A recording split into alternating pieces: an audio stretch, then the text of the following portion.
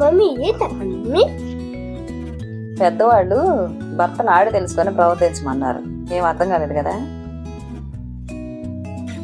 నాకు అర్థం కాల. అందుకే అర్థం అవుతుంది ఏమన్నా ట్రై చేస్తాను. ఏమన్నా అర్థమేసి వస్తే కదా. ఈ పెద్దవాళ్ళు ఉన్నారే ఏదో ఒక చెప్తారు, అర్థమైనాకే ఉంటుంది, ఏం అర్థం కాదు. ఈ పిల్లల మైండ్ సెట్కి పెద్దవాళ్ళ మైండ్ సెట్కి అస్సలు కనెక్ట్ అవ్వదు. ఏంట్రా చూపు, పెద్దవాళ్ళు పిల్లలు మైండ్ సెట్ అన్నానే. నేను చెప్పింది మా పెద్దవాళ్ళ గురించి, మీ పెద్దవాళ్ళ గురించి కాదు. మమ్మీ నాకు జ్యూస్ కావాలి. స్నాక్స్ కావాలి కూర్చొని ఆర్డర్ చేయడం కాదు.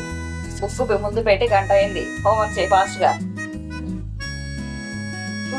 మా టీచర్ ఏమేషా ఏమైనా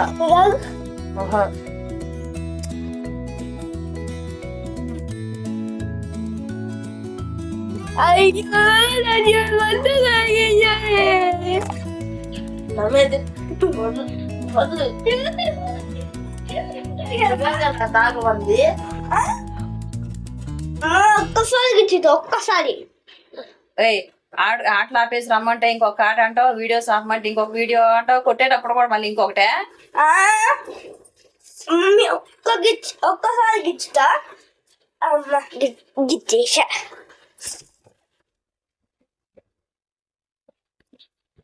ఎప్పుడు కొట్టుకోవడమేనా? హోంవర్క్ చేసుకోవచ్చుగా. అయిపోయింది మమ్మీ. ఇచ్చిన వరకు ఏదో ముక్కు మీద పెట్టుకొని ముక్కుపడిలా చేయకపోతే అయిపోయిన సిలబస్ ఉంది కదా, అదొకసారి చెక్ చేసుకోవచ్చు కదా. చెప్పిన మాట కాస్త చెవిలో పెట్టుకోండి. ఒకటే అల్లరి అయిపోయింది. ఏం చేస్తున్నారా? ఏంటి స్లిప్పులు పంచుకుంటున్నారు అన్నదమ్ములు ఇద్దరు? చెప్పిన మాట చెప్పిన మాట చెప్పిన మాట చెవిలో పెట్టుకోవడం అంటే ఇదే. చాలా సెకలు ఉన్నారా నీలో? చెప్పిన మాట చెవిలో పెట్టుకోవడం అంటే పేపర్లో చెప్పిన మాట రాసి చెవిలో పెట్టుకోవడం కాదురా. చెప్పిన మాట చెవిలో పెట్టుకోవడం అంటే